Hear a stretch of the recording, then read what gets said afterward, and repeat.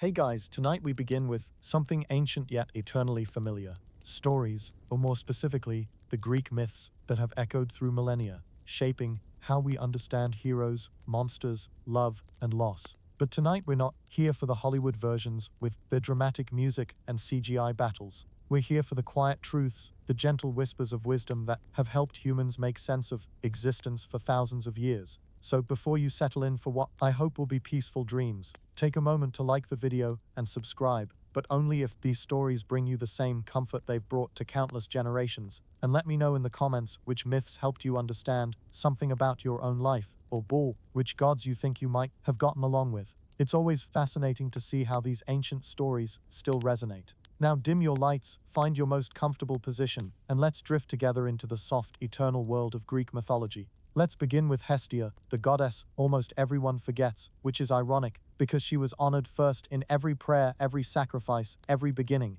Hestia was the goddess of the hearth, and if that sounds boring, compared to Zeus throwing lightning bolts, or Poseidon creating earthquakes, well that's because you're thinking like a modern person who has never known true cold, or the terror of fire going out. Hestia was the eldest child of Cronus and Rhea, which technically made her the most senior Olympian.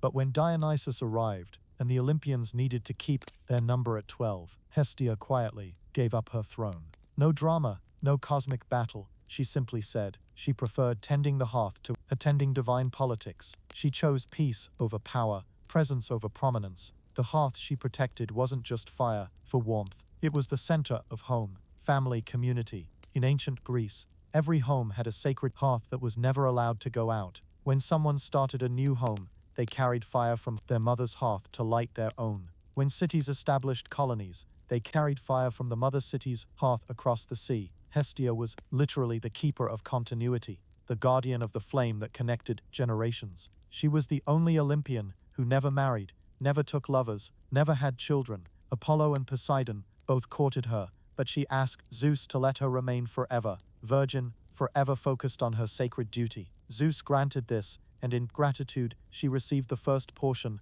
of every sacrifice, even those meant for other gods. Quiet, consistent Hestia was honored before thunderous Zeus himself. There's something deeply comforting about Hestia. While other gods caused chaos with their passions and conflicts, she simply kept the fire burning. She was the constant in a world of variables, the fire, steady heartbeat of civilization. When everything else failed, when gods and mortals alike had exhausted themselves with their struggles, Hestia's fire was still there, still warm, still welcoming. The Greeks understood something we've forgotten. Not all power announces itself with thunder. Sometimes the greatest strength is in simply maintaining, in being reliable, in creating the safe space where life can happen. Hestia never had grand adventures, but every adventure began and ended at her hearth. Now let's drift to a different kind of story, the tale of Orpheus and Eurydice, though not the version you might know. Yes, it's about love and loss and the journey to the underworld, but it's also about the dangerous power of doubt and the weight of a backward glance. Orpheus was the greatest musician who ever lived. His father was Apollo, god of music, and his mother was Calliope, the muse of epic poetry.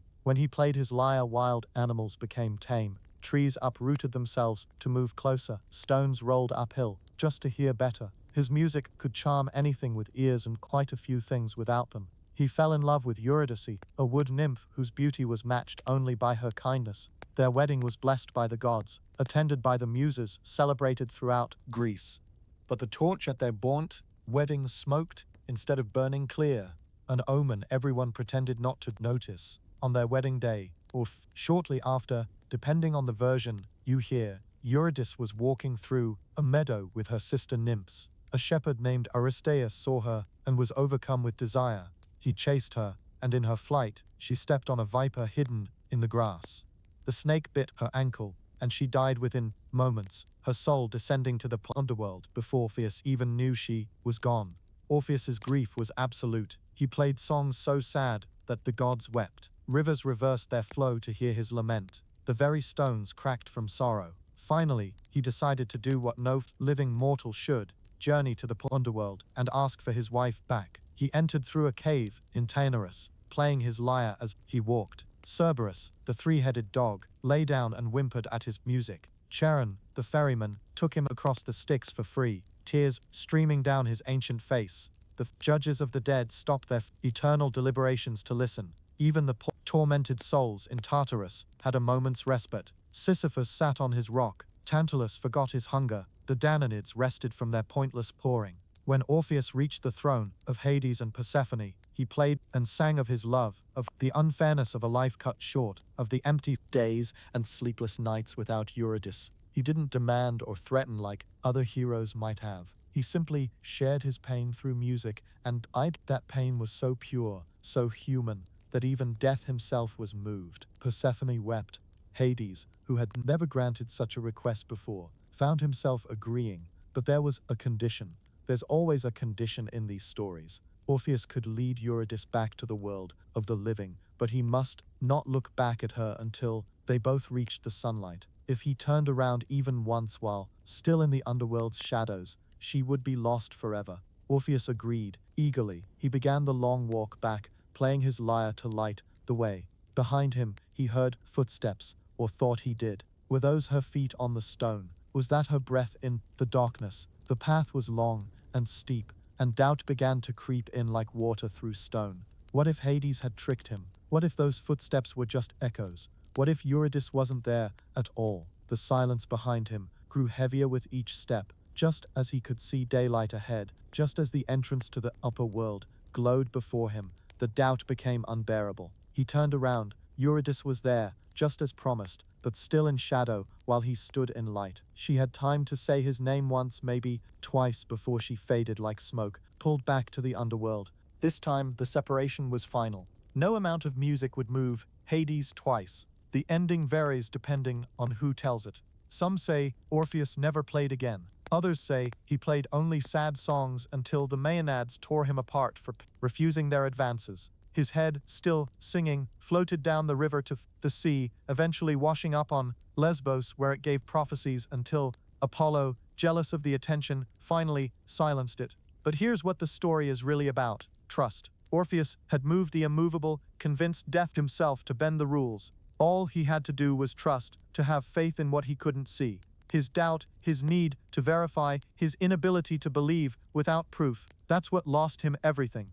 We all have our moments of looking back when we should look forward, of letting doubt destroy what faith could have preserved. The Greeks knew that sometimes the hardest thing isn't the grand gesture or the impossible task, it's simply walking forward in trust, even when every instinct screams at you to turn around. Let me tell you now about Echo and Narcissus, though not as a warning about vanity, but as a meditation on the nature of love and the prison of self. Echo was a nymph who loved to talk. She had opinions on everything, stories for every occasion, and a laugh that could make even Artemis smile. But she made a fatal error. She helped Zeus in his affairs by distracting Hera with endless conversation, while Zeus slipped away from his divine marriage bed to pursue his various lovers. When Hera discovered the deception, her punishment was cruelly apt. She cursed Echo to only repeat the last words spoken to her, never to initiate speech, never to express her own thoughts. Imagine having a mind full of words, a heart full of feelings, but being unable to voice any of them except as hollow repetition of what others say. One day, Echo saw Narcissus hunting in the woods. Narcissus was beautiful in a way that stopped conversations and caused accidents. Everyone who saw him fell in love with him, but he had never loved anyone in return. He was 16 years old and perfect and cold as morning frost. Echo followed him through the forest, desperate to speak but unable to say the words burning in her throat. When Narcissus became separated from his hunting companions, he called out, "Is anyone there? There." Echo replied, the only word she could, "Come to me." He called, "To me," she answered, and stepped out from behind the trees, arms outstretched. But when Narcissus saw her, when he understood her affliction and her desire, he recoiled. "I would die before I let you have me," he said with casual cruelty. "Have me." Echo could only reply, and the words hung in the air like a plea that would never be answered. Echo retreated to caves and lonely places, fading from physical form until she was only voice, only the repetition of sounds in hollow spaces. Even now, she answers when you call in the mountains, giving back your words, because she has none of her own. Narcissus continued his life of breaking hearts until Nemesis, goddess of divine retribution, decided he should know what it felt like to love without return. She led him to a clear pool untouched by shepherds or animals, perfectly still and pure. When Narcissus knelt to drink, he saw his reflection for the first time, and he fell in love, completely, helplessly, eternally in love, with the image in the water. He tried to kiss it, but it dissolved at his touch. He tried to embrace it, but his arms found only water. The image was always there, always beautiful, always impossible to possess. He couldn't leave. He lay by the pool, gazing at his reflection, slowly understanding that he was in love with himself, with something that was him but not him, real but not real.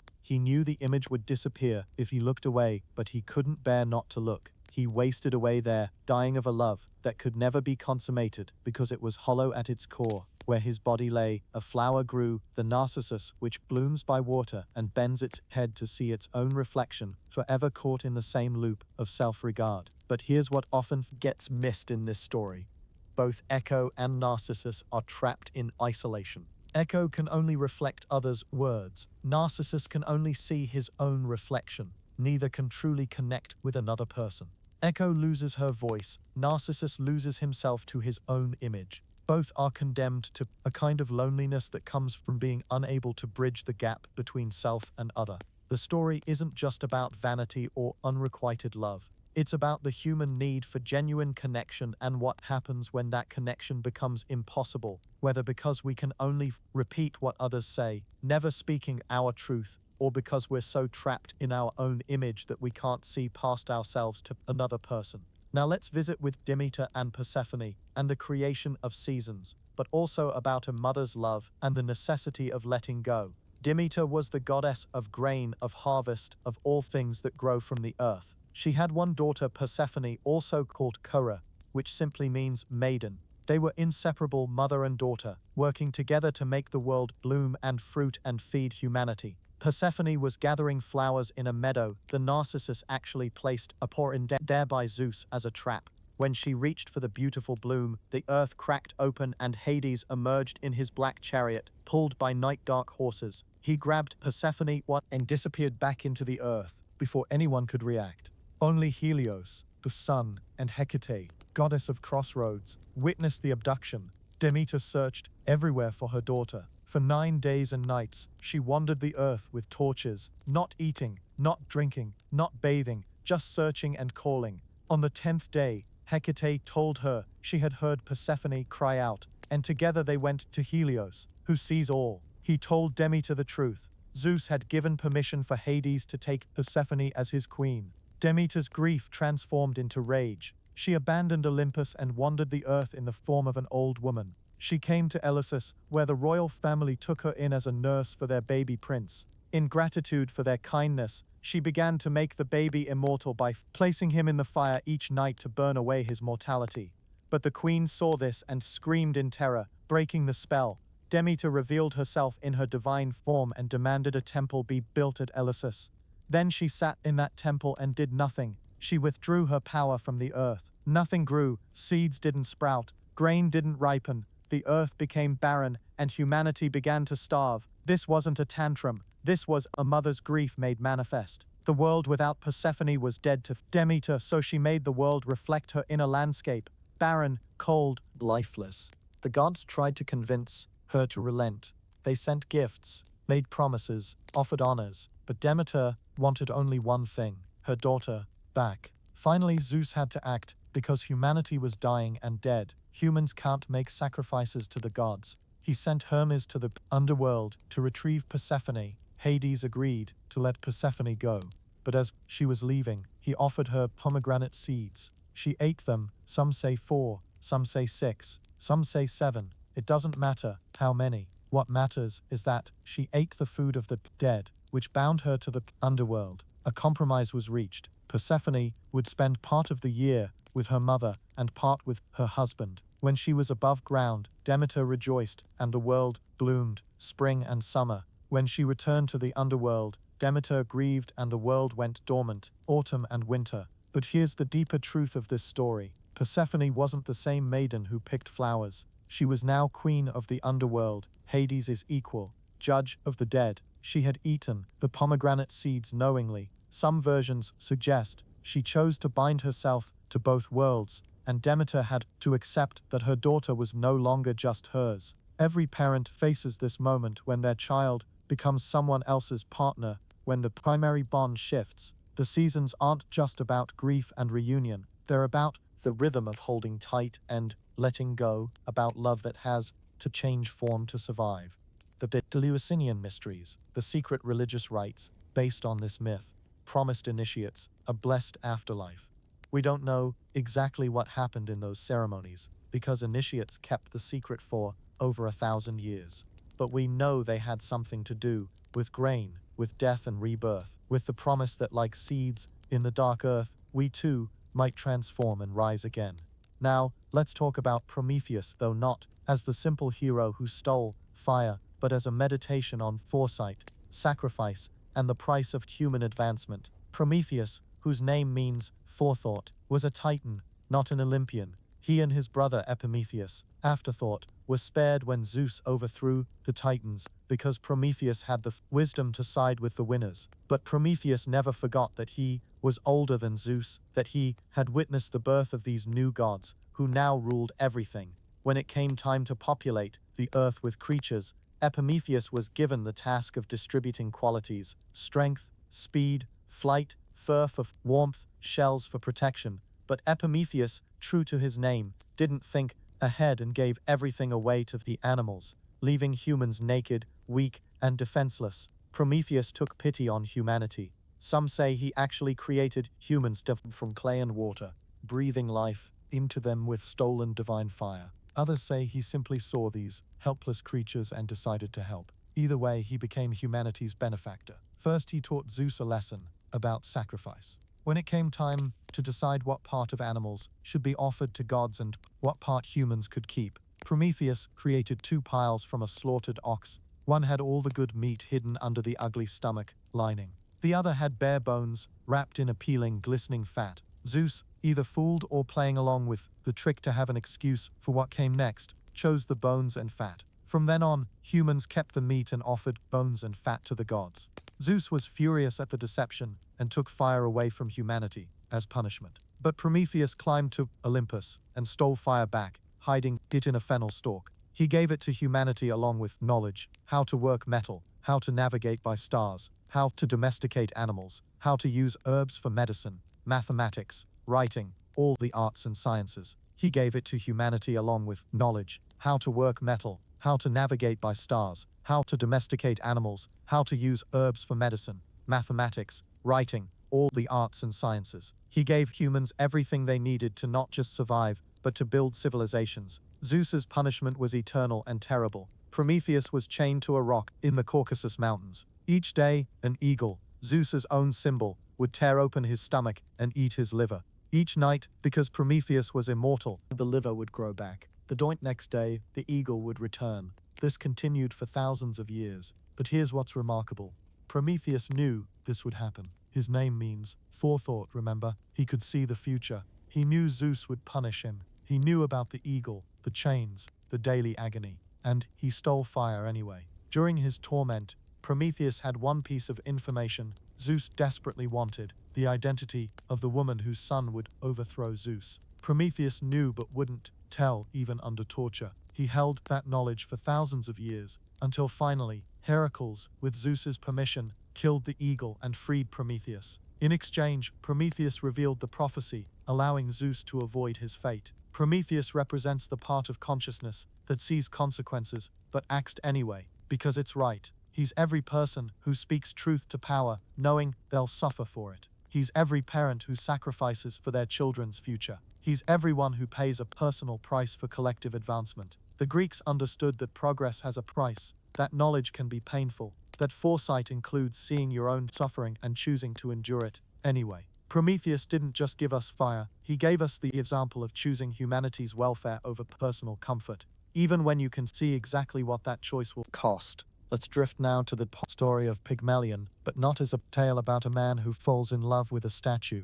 Let's see it as a story about creation, perfection, and the difference between art and life. Pygmalion was a sculptor in Cyprus, devoted to his art with the passion others gave to lovers. He had seen the propoetides, women who denied Aphrodite's divinity and were punished by being filled with such lust that they prostituted themselves to any passerby. Disgusted by what he saw as the flaws of real women, Pygmalion decided to remain celibate and pour all his passion into his work. He began carving a statue from ivory, working with such devotion that he lost track of days and nights. His hands knew every curve, every plane, every subtle shadow of the form emerging from the ivory. The statue was of a woman, but not any woman who had ever lived. She was his idea of perfection, compiled from every beautiful thing he had ever seen, but exceeding them all.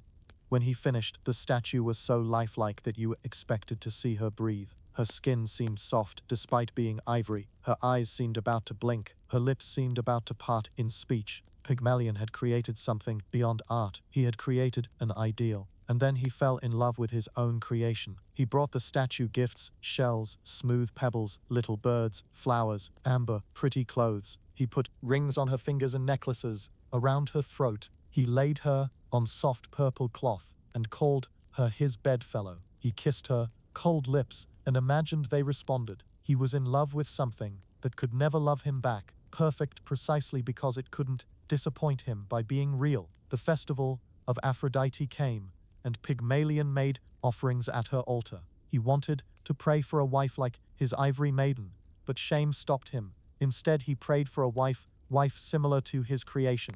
Aphrodite, who had been watching all along, understood what he really wanted. When Pygmalion returned home, he kissed the statue as usual, but this time the lips were warm. He touched her arm, and the ivory softened like wax in the sun. The statue was becoming flesh, gaining color, warmth, breath. Her eyes opened and saw him, her creator, her lover, her entire world. They married, and Aphrodite herself attended the wedding. They had a son named Paphos, who gave his name to Aphrodite's favorite city. The story usually ends there happily, but think about what this really means. Pygmalion fell in love with his own creation, his own projection of perfection. The woman who came to life had no history, no family, no experiences except him. She was born loving him because that's what he had carved her to do. She was perfectly beautiful because he had made her that way. She couldn't disappoint him because she was literally made to his specifications. Is this love or narcissism?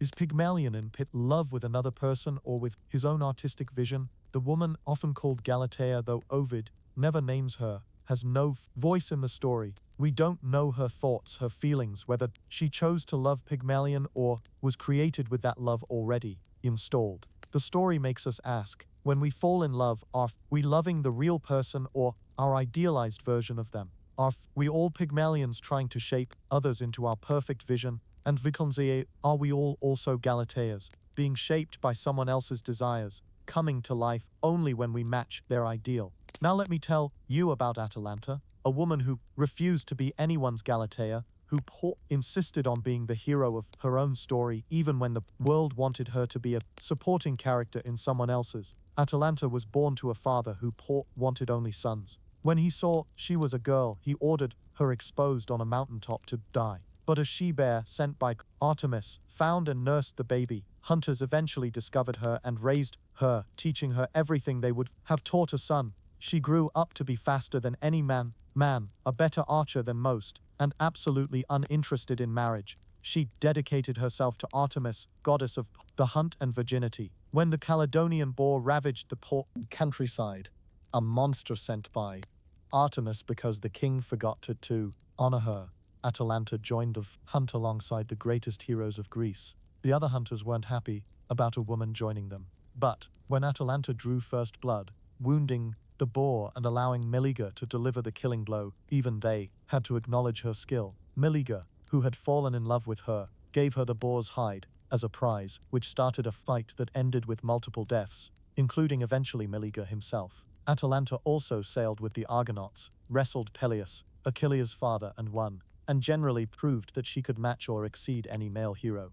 But then, her father, hearing of her fame, decided to claim her as his daughter after all. He wanted her to marry and produce heirs. Atalanta agreed to marry, but only on one condition: any suitor had to beat her in a foot race. If he won, she would marry him. If he lost, he would die. Many tried, all failed, all died. Atalanta was making a point. If society insisted she had to marry, she would make the price so high that it became absurd. Enter Hippomenes, or Millennian in some versions, who was either very brave or very stupid. He knew he couldn't beat Atalanta fairly, so he prayed to Aphrodite for help. The goddess of love, annoyed by Atalanta's rejection of marriage, gave him 3 golden apples from the garden of the Hesperides. During the race, whenever Atalanta pulled ahead, Hippomenes threw a golden apple off the track. Atalanta, unable to resist, stopped to pick it up. 3 apples, 3 delays, and Hippomenes won by cheating. But here's the thing often overlooked. Atalanta could have ignored the apples.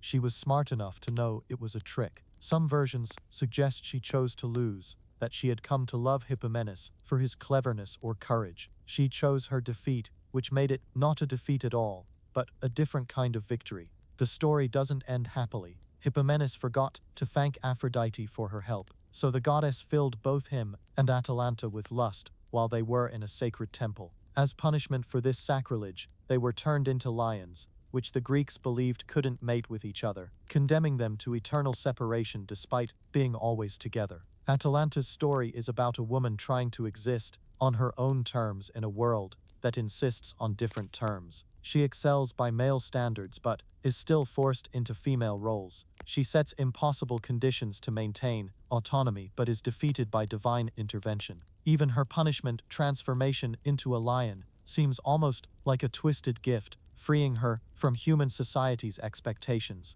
She remains one of the most fascinating Greek heroes because she refuses to be just one thing. She's hunter and hunted, victor and victim, subject and object of desire. She insists on complexity in a world that wants her simple. Let's talk now about Pandora, but not as the woman who released evil into the world. Let's see her as the first woman in Greek mythology created as a punishment, but becoming something far more complicated. Before Pandora, in Hesiod's version, humanity was only male, living in a golden age without women, without work, without suffering.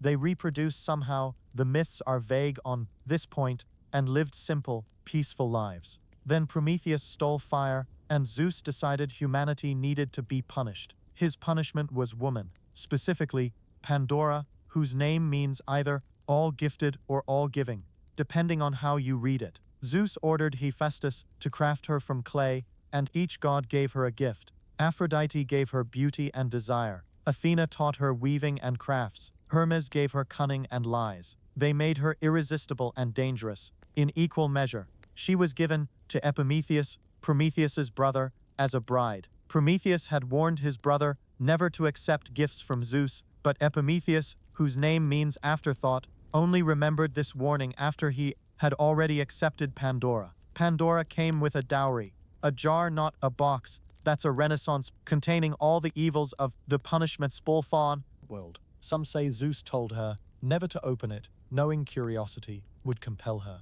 Others say she wasn't told anything, that the opening was inevitable, part of Zeus's plan. She opened the jar. Out flew disease, old age, hard labor, pain, sorrow, vice, all the sufferings that humanity had never known. She slammed the lid shut, but it was too late. Only one thing remained trapped inside: elpis, usually translated as hope, though it can also mean expectation. The standard interpretation that hope remaining gives humanity comfort in the face of suffering. But think about it, hope was in a jar of evils. The Greeks were sophisticated thinkers. Maybe hope is an evil too, the cruelest one, the thing that makes us endure suffering because we expect things to get better. Or maybe hope trapped is hope preserved, kept safe from a world that would corrupt it. Or maybe hope needs to be contained, controlled, released in small doses, or it becomes delusion. But here's what interests me most. Pandora is blamed for releasing evil, but she was created as a punishment.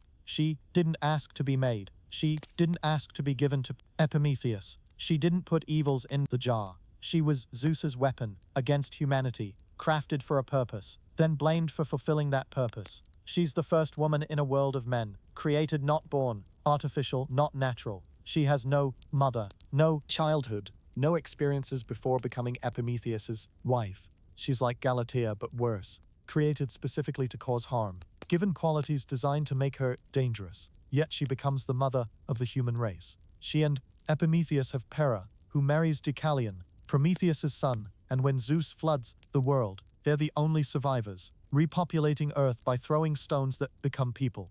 Pandora is the scapegoat for human suffering, but she's also the mother of human survival. She brings evil but also craft, beauty, and the ability to create life. She's punishment and gift, problem and solution, the first woman bearing the weight of every woman's blame and praise. Now let's drift to the story of Arachne, whose crime was being too good at her art, whose punishment became her identity. Arachne was a weaver in Lydia, daughter of a dyer of purple. She wasn't noble or divine, just a mortal woman with extraordinary skill. Her tapestries were so beautiful that nymphs would leave their forests and rivers to watch her work. Her threads seemed to capture light itself. Her images were more real than reality. People began saying she must have been taught by Athena, goddess of weaving among other things. But Arachne, proud of her self-taught skill, denied this. She said she owed nothing to Athena, that her talent was her own. She even said she could outweave the goddess herself. This is always a mistake in Greek myths, claiming to be better than a god at their own domain. But Arachne wasn't just boasting. She genuinely believed in her skill, in the value of mortal achievement, independent of divine intervention. Athena heard and came disguised as an old woman, warning Arachne to show respect to the gods. But Arachne dismissed her, saying if Athena was so great, why didn't she come and prove it? So Athena dropped her disguise and accepted the challenge. 2 looms were set up. Athena wove a tapestry showing the gods in their glory, centered on her own victory over Poseidon for the patronage of Athens. In the corners, she depicted mortals who had challenged gods and suffered for it, a warning woven in thread. Arachne wove the crimes of the gods, Zeus's rapes disguised as various animals, Poseidon's assaults, Apollo's deceptions. She showed the gods as they really were, powerful but petty, divine but cruel. And here's the crucial part, her weaving was perfect. Even Athena couldn't find a flaw. Some versions say Athena destroyed Arachne's tapestry, in rage. Others say she left it intact, a testament to mortal skill. But all versions agree on what happened next. Athena struck Arachne with her shuttle, and the weaver, in despair and defiance, hanged herself. But Athena wouldn't let her die. She transformed Arachne into the first spider, condemned to weave forever. You will hang, Athena said, and you will weave, and so will all your descendants, for all time. Was this punishment or preservation? Arachne lost her human form, but kept her essential nature. She's still weaving, still creating, still producing art from her own body. Every spider's web is Arachne's continuation, her skill made eternal. The story is usually told as a warning against hubris, but look closer. Arachne told the truth in her tapestry. She showed divine crimes that mythology confirms happened.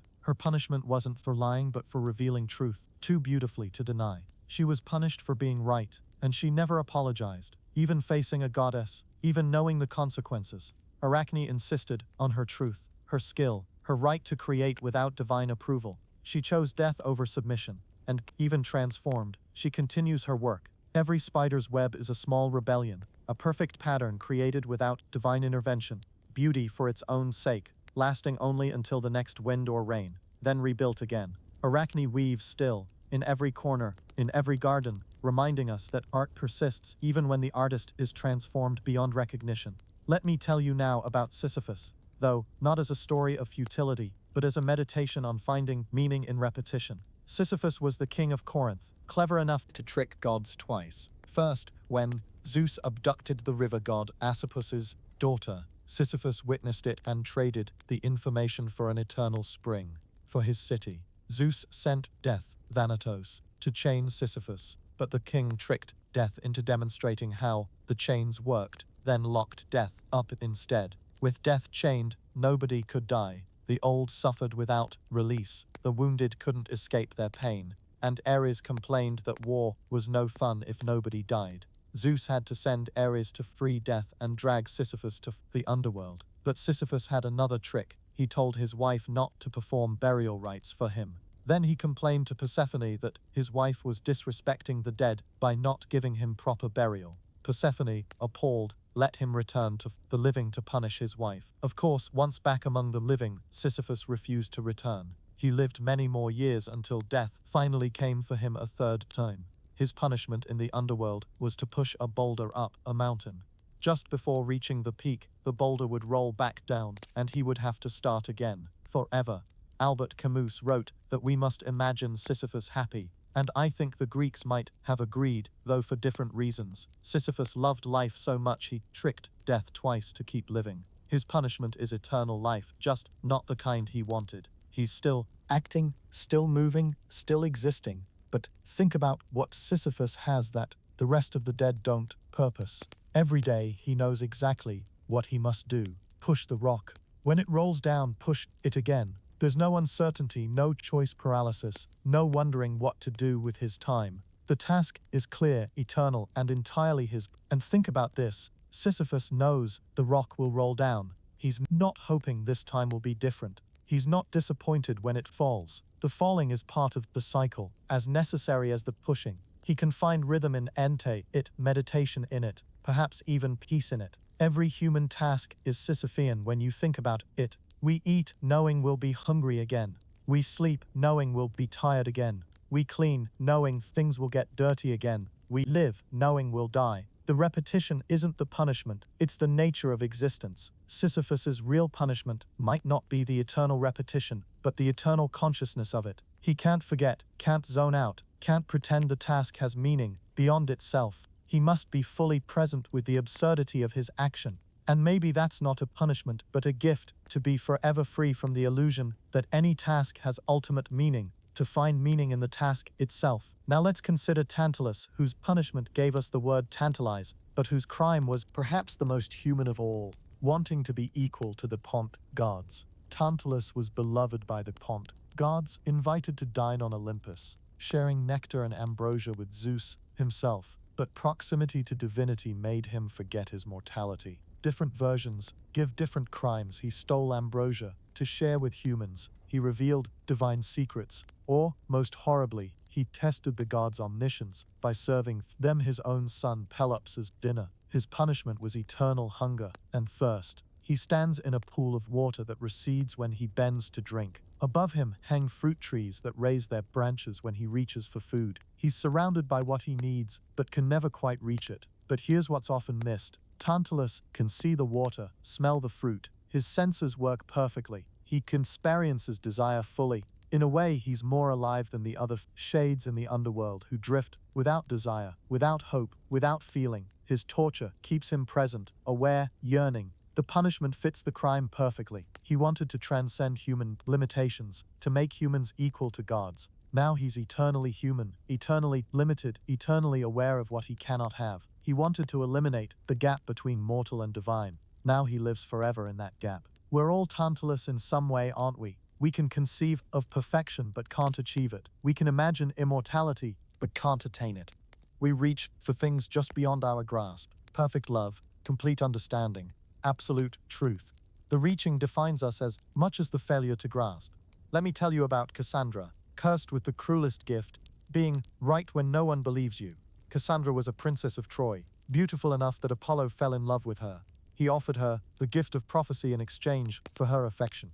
She accepted the gift, but then refused the god. Some say she was playing him all along. Others that she genuinely changed her mind. Others that Apollo tried to force himself on her, and she resisted. Apollo couldn't take back a divine gift once given, but he could modify it. He spit in her mouth, cursing her to always speak true prophecy, but never be believed. Every vision she had would be accurate. Every warning she gave would be ignored. She saw the Trojan War coming, warned against Paris going to Sparta. No one listened. She saw the truth of the Trojan horse, begged the Trojans not to bring it into the city. They called her mad. She saw her own death, and Agamemnon's when he claimed her as his war prize. He thought she was raving. Imagine knowing the future but being helpless to change it. Imagine speaking truth and watching people do exactly what will destroy them. Imagine being right about everything, and having that rightness be completely useless. But here's the deeper horror. Cassandra had to keep trying.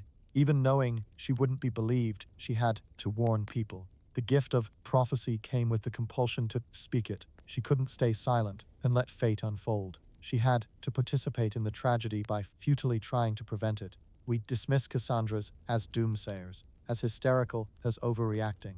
But Cassandra wasn't wrong. She wasn't overreacting. She was exactly as upset as the situation warranted. The problem wasn't her perception, but everyone else's refusal to perceive. Today, we call someone a Cassandra when they predict disasters no one wants to hear about. Climate scientists are Cassandras, whistleblowers are Cassandras. Anyone who sees a truth that's inconvenient, frightening, or challenges the status quo risks becoming Cassandra, right but ignored, truthful but dismissed. The curse wasn't just on Cassandra, it was on everyone around her who had access to truth but chose not to hear it. They could have prevented their doom if they had just listened to the woman who was always, probably invariably right. But it was easier to call her crazy than to face what she was saying.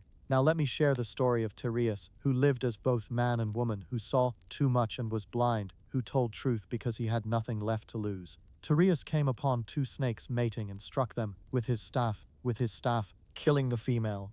For this, Hera transformed him into a woman. He lived as a woman for 7 years, married, had children, experienced life from a completely different perspective. Then, he came upon two snakes mating, again, killed the male this time, and was transformed back into a man. This unique experience got him dragged into an argument between Zeus and Hera about who enjoyed sex more, men or women. Zeus said women, Hera said men, and they turned to the only person who could settle it from experience. Tiresias sided with Zeus, saying women enjoyed it 9 times more than men. Hera, furious at losing the argument and having intimate information revealed, struck Tiresias blind. Zeus couldn't undo another god's curse, but he gave Tiresias the gift of prophecy and a lifespan of 7 generations as compensation. Tiresias appears in story after story, always speaking truth, rarely thanked for fork and vaet. He told Oedipus about his parentage and was accused of lying. He warned Pentheus about disrespecting Dionysus and was ignored. He advised Odysseus in the underworld, one of the few ghosts who retained his wisdom after death. His blindness became his credibility. He couldn't be distracted by appearances, couldn't be fooled by illusions, couldn't be swayed by beauty or ugliness. He saw truth because he couldn't see anything else. But think about what Tiresias knew that no one else did: the experience of being both genders, the perspective of both mortality and extended life, the vision of prophecy and the darkness of blindness. He was the ultimate outsider-insider, belonging to all categories and none. His prophecies were always true but rarely helpful. Knowing your fate doesn't let you avoid it in Greek mythology. If anything, trying to avoid prophecy ensures it happens. Tereus told people their dooms not to save them, but to prepare them, to help them understand that what would happen was always going to happen. He represents the wisdom that comes from seeing all sides, from experiencing extremes, from losing what most people consider essential and finding something else instead. He's proof that truth doesn't require sight, that wisdom can come from loss, that the most valuable perspective might come from someone who doesn't fit neatly into any category. Let's talk about Icarus, though not as a cautionary tale about flying too high, but about the necessity of testing boundaries. Everyone knows the basic story. Daedalus, master craftsman, built the labyrinth to contain the Minotaur. When King Minos refused to let him leave Crete, Daedalus made wings of feathers and wax for himself and his son Icarus. He warned Icarus not to fly too low, where sea spray would soak the feathers, or too high, where the sun would melt the wax. Icarus, young and thrilled by flight, soared higher and higher. The sun melted the wax, the wings fell apart, and he plummeted into the sea and drowned. The sea where he fell is still called the Icarian Sea. The usual moral is about hubris, about listening to your parents, about moderation. But let's think about this differently. Icarus was the first human to truly fly, not in a chariot pulled by dragons, not transformed into a bird, but as a human with human-made wings. For those moments before he fell, he achieved something impossible. He touched the territory of gods, not by divine gift, but by human ingenuity and courage. And yes, he died for it. But would it have been better to fly cautiously at middle height, to use this miraculous invention merely to travel from point A to point B? Icarus tested the limits of his wings, found exactly how high human achievement could reach. His fall defined the boundary between possible and impossible. Daedalus, the careful father, the wise craftsman, survived and lived to old age. But we remember Icarus, the boy who flew too close to the sun, becomes the symbol of human ambition, not the man who flew at a reasonable height. Every advance in human achievement has required an Icarus, someone willing to push past the safe boundaries to find where the real boundaries are. Yes, they often fall. but their falling shows the rest of us how far we can safely go. And here's something else. Icarus was happy when he died. Read the old versions. He was laughing, playing with the ball, winds, racing birds, touching clouds. He died doing something wonderful, fully alive, until the moment he wasn't. How many of us can say we've felt that kind of joy even briefly? The sun didn't kill Icarus out of anger. Apollo didn't strike him down for presumption. The wax simply melted, physics doing what physics does. Icarus died not from divine punishment, but from natural consequences of pushing technological limits. His death was scientific data, human wings of feather, and wax have a maximum operational altitude. Now for Orpheus again, but this time focusing on what happened after Eurydice, when music itself became unbearable. After losing Eurydice the second time, Orpheus wandered the earth for 3 years, playing music so sad that trees wept sap and stones, cracked from grief. He refused all company, especially women, either from loyalty to Eurydice or from despair at love itself. He sang of his loss, but also of other loves, Apollo and Hyacinth, Zeus and Ganymede. Some say he introduced the love of young men to Thrace, turning away from women entirely. He created a cult of Apollo that excluded women, conducting mysteries in the morning light. The Maenads, followers of Dionysus, found him one day by the river. They called to him, but he ignored them, lost in his music. Enraged by his rejection, or perhaps driven mad by Dionysus, who was offended by Orpheus's devotion to Apollo, they attacked him.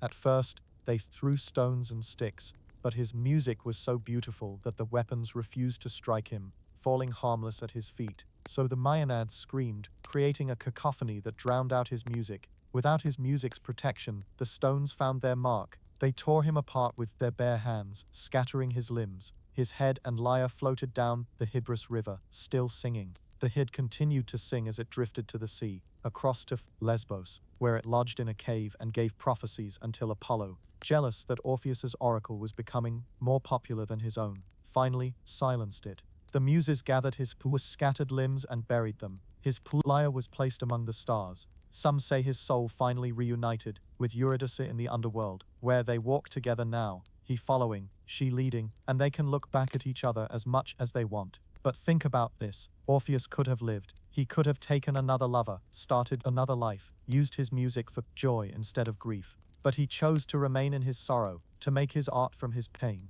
to be destroyed rather than betray his loss by moving on. His death was violent but not random. He died for refusing to participate in the expected, the social order, for choosing art and that memory over life and future.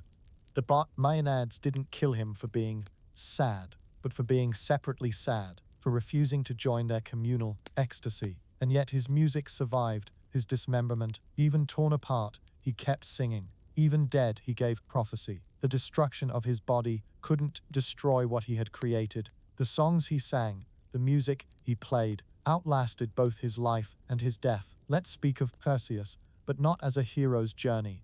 Let's see it as a story about tools, help, and the impossibility of solo achievement. Perseus's conception was unusual even by Greek standards. His grandfather, King Acrisius, received a prophecy that his daughter's son would kill him. So he locked his daughter Danae in a bronze chamber, underground or in a tower depending on the version. But Zeus came to her as a shower of gold, and Perseus was conceived. When Acrisius discovered the baby, he couldn't kill his own daughter and grandson directly. That would bring divine punishment. So he put them in a wooden box and threw them into the sea, making it the god's choice, whether they lived or died. They washed up on Seriphos, where a fisherman named Dictys raised Perseus as his own. The king of Seriphos, Polydectes, wanted to marry Danae, but Perseus, now grown, protected his mother. So Polydectes set an impossible task: bring back the head of Medusa, the Gorgon whose gaze turned people to stone. It was meant to be a death sentence. But here's the thing about Perseus. He never did anything alone. Athena appeared and told him how to find the Grey Sisters, who shared one eye and one tooth between them. He stole their eye and ransomed it for information about finding the nymphs who had the tools he needed. From the nymphs, he received winged sandals to fly, a cap of invisibility, and a bag that could safely hold Medusa's head. Hermes gave him an adamantine sword. Athena gave him her polished shield to use as a mirror. Every god who helped had their own reasons, their own grudges against the Gorgons or interest in Perseus's success. Perseus flew to the Gorgons' lair and found them sleeping. Using Athena's shield as the mirror to avoid direct eye contact, he cut off Medusa's head with Hermes' sword. From her neck sprang Pegasus, the winged horse, and Chrysaor, a giant with a golden sword. Medusa had been pregnant by Poseidon when she was transformed into a monster. On his way home, Perseus used Medusa's head as a weapon multiple times. He turned the Titan Atlas to stone, creating the Atlas Mountains. He saved Andromeda from a sea monster by showing it Medusa's head. He turned Polydectes and his entire court to stone when he returned to Seriphos. Eventually, Perseus gave Medusa's head to Athena, who placed it on her shield. He returned the other magical items to Point, their owners. He accidentally fulfilled the Point prophecy about killing his grandfather when a discus he threw at games went astray. Despite all his divine help and magical tools, he couldn't escape fate. Perseus is considered one of the great Greek heroes, but look at his story. He succeeded entirely through tools and help provided by others. Without Athena's guidance, Hermes' sword, the nymphs' equipment, he would have died immediately. His heroism wasn't in solo achievement, but in being worthy of help, in using tools wisely, in completing the task despite its impossibility. This is perhaps the most honest hero story, acknowledging that no one achieves anything alone, that success requires community, tools, knowledge passed down from others. Perseus was brave, yes, but bravery without resources is just a dead hero. He was chosen by the gods, but being chosen meant being equipped, not abandoned, to prove himself. Now let's talk about the judgment of Paris, but not as the cause of the Trojan War. Let's see it as a story about impossible choices and the illusion of free will. The wedding of Pele and Thetis was celebrated by all the gods, except Eris, goddess of discord, who wasn't invited for obvious reasons. Insulted, she threw a golden apple inscribed "To the fairest" into the feast. Hera, Athena, and Aphrodite each claimed it. Zeus, wise enough not to judge between his wife and daughters, appointed Paris, Prince of Troy, as judge. Each goddess tried to bribe him. Hera offered sovereignty over all Asia. Athena offered wisdom and victory in war. Aphrodite offered the love of the most beautiful woman in the world, Helen of Sparta. Paris chose Aphrodite, gained Helen, and started the Trojan War that destroyed his city and family. He's condemned for choosing love over power or wisdom, for thinking with his desires instead of his head. But let's think about this differently. Could Paris really have chosen otherwise? He was a young man, probably no more than 20. The most beautiful goddess in existence was offering him the most beautiful woman in existence. Hera's offer of power meant nothing to someone who was already a prince. Athena's offer of wisdom might have let him see this was a trap, but if he was wise enough to want wisdom, he wouldn't need it offered. And more importantly, there was no right choice. Whatever Paris chose, two goddesses would be offended. If he chose Hera, Athena, and Aphrodite would work against Troy. If he chose Athena, Hera, and Aphrodite would ensure his destruction. The moment he was asked to judge, Troy's fate was sealed. The golden apple was inscribed to the fairest, but fairest at what? Most beautiful, most just, most powerful. The goddesses each interpreted it their own way, and Paris had to choose, not just between goddesses but between definitions of value. This is the Pont choice we all face repeatedly. Between Pont different kinds of good, different values that can't coexist. Choose career or family. Choose security or freedom. Choose truth or kindness. Whatever we choose, we lose the other options, and we can't know if we chose right until it's too late to change. Paris is blamed for the Trojan War, but the war was inevitable from the moment Eris threw the apple. If not Helen, then something else. The gods had already chosen sides before Paris made his judgment. He was just the mechanism by which divine conflict became human catastrophe. Let me tell you about Penelope, but not as the faithful wife waiting at home. Let's see her as the clever survivor playing a longer game than anyone realized. For 20 years, Penelope waited while Odysseus was at war and wandering. 10 years of the Trojan War, 10 years of his journey home. But waiting isn't the right word. Penelope was actively surviving, strategizing, ruling in all but name. After several signed years, the suitors arrived, over 100 men eating Odysseus's food, drinking his wine, pressuring Penelope to choose one of them as her new husband. They claimed Odysseus was dead, that she needed to remarry.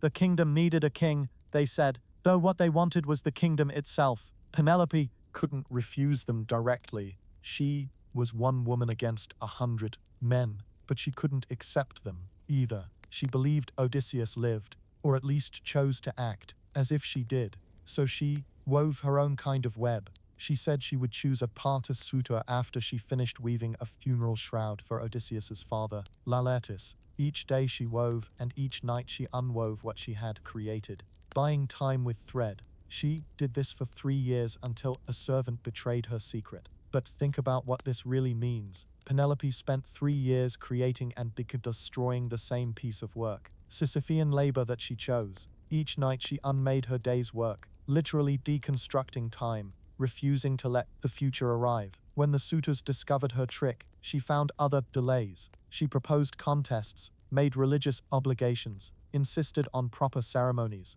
She turned the rules of hospitality against the suitors, forcing them to reveal their unworthiness through their own impatience and greed. Some versions suggest Penelope recognized Odysseus immediately when he returned, disguised as a beggar, but played along with his deception, giving him the tactical advantage. She tested him with the secret of their marriage bed, built around a living olive tree, something only the real Odysseus would know. Penelope is often portrayed as passive, but she was actively defending her kingdom for 20 years. She raised Telemachus alone, managed the estate, prevented civil war, and outmaneuvered 100 suitors who wanted to usurp her son's inheritance. Her weaving and ping wasn't just buying time, it was a statement about the nature of women's work, always undone, always needing to be repeated, never finished. But in that repetition, she found power. The suitors couldn't make her finish the shroud. They could watch her weave, but they couldn't control time itself. She chose fidelity,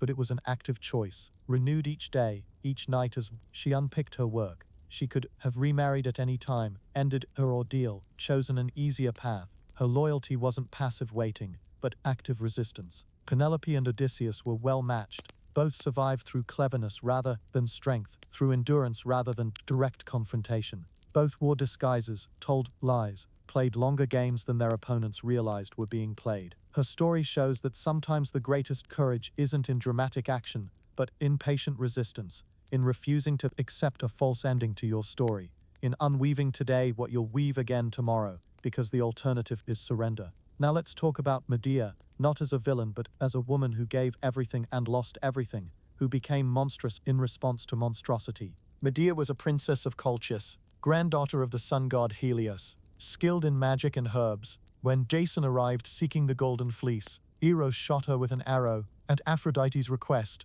making her fall instantly and completely in love. She betrayed her father for Jason, gave him the knowledge to complete his impossible tasks. She drugged the dragon, guarding the fleece. When her father pursued them, she killed and dismembered her own brother, throwing pieces into the sea so her father would have to stop and gather them for burial, allowing Jason to escape. She left everything, homeland, family, status, for Jason.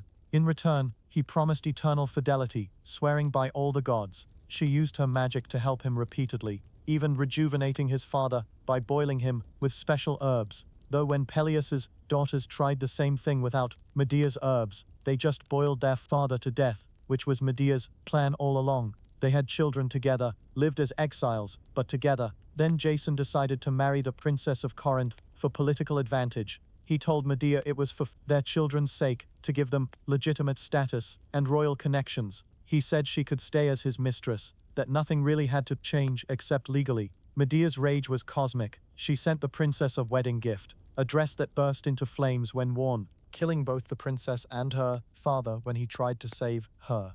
But that wasn't enough to hurt Jason as much as he had hurt her. She killed their own children.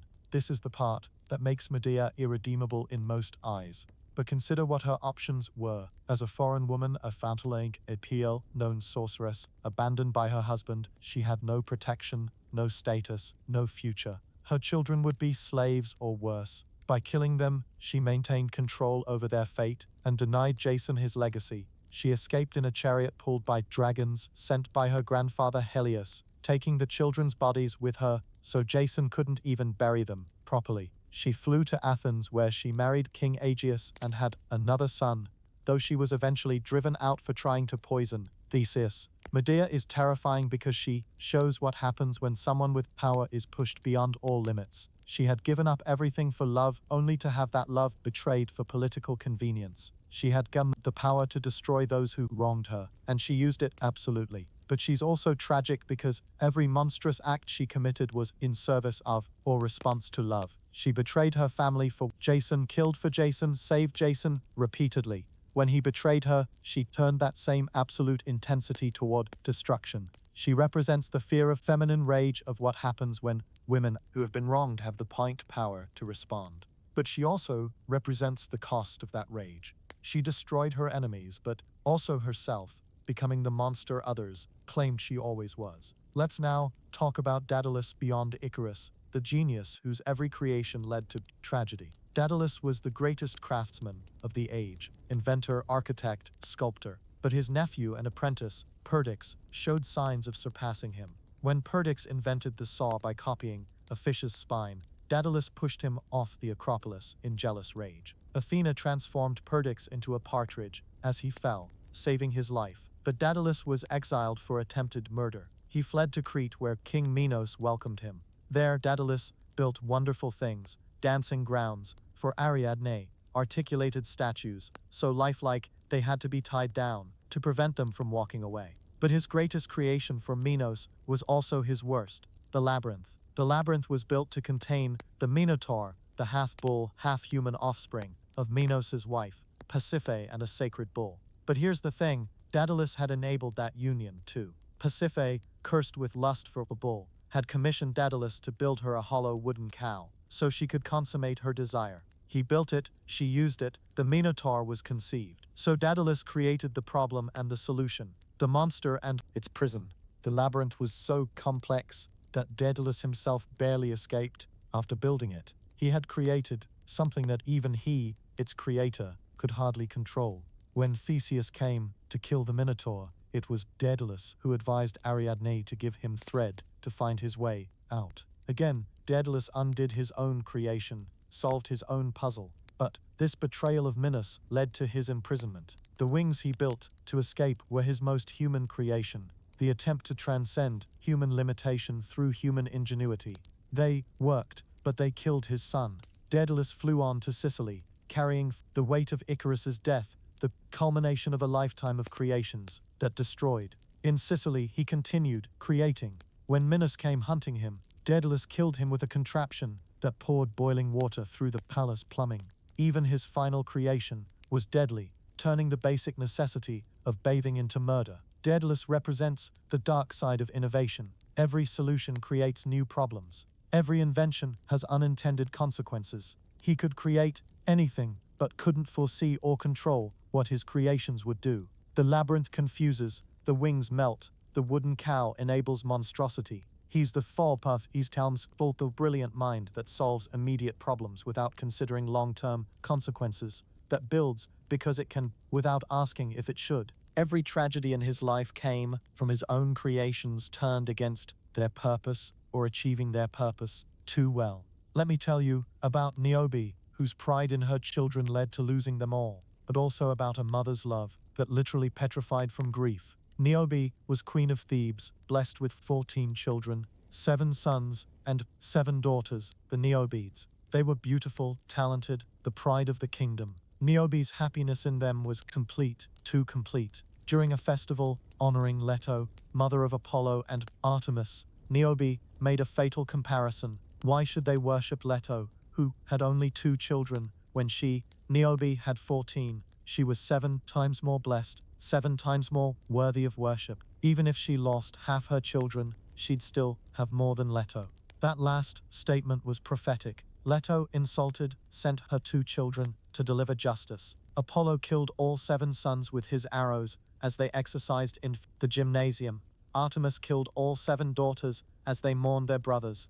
In some versions, 1 or 2 children were spared because they prayed to Leto, but in most, all 14 died. Niobe's husband killed himself from grief. Niobe wept for 9 days and nights while her children's bodies lay unburied, because Zeus had turned all the people of Thebes to stone. On the 10th day, the gods themselves buried the Niobids. Niobe fled to Mount Cypris, where she was transformed into stone. But even as stone, she weeps. There's a rock formation in Turkey that weeps water, said to be Niobe still crying for her children. The story is usually told as a warning against hubris, against comparing yourself to the gods, but it's also about the vulnerability that comes with love. Niobe's crime wasn't just pride, it was loving her children, so much that she thought their existence made her divine. Every parent understands this feeling, the sense that your children are miraculous, that you've participated in creation itself. Niobe's mistake was saying out loud what many parents feel, that their children are more wonderful than divine offspring, that mortal creation can exceed immortal. Her transformation into stone isn't just punishment, it's what grief does. She became her grief, literally petrified by it, unable to move past the moment of loss. The stone that weeps is the perfect metaphor for frozen mourning, for pain that time doesn't heal. And think about the gods' response. Apollo and Artemis, defending their mother's honor, become child killers. They prove Leto's superiority by destroying what Niobe loved. It's divine justice, at its most cruel, protecting divine ego at the cost of innocent lives. Now we need to talk about Minos, whose attempt to cheat the gods created a cycle of monstrosity that defined his kingdom. Minos prayed to Poseidon for a sign that he should be king of Crete.